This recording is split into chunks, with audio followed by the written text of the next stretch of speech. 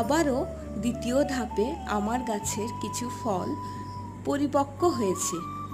গাছের ফল দেখতে এতই সুন্দর লাগে, সত্যি পারতে একদমই ইচ্ছে করে না, কিন্তু কি করা যাবে, না খেলেও পিঁপড়েতে নষ্ট করে দেবে।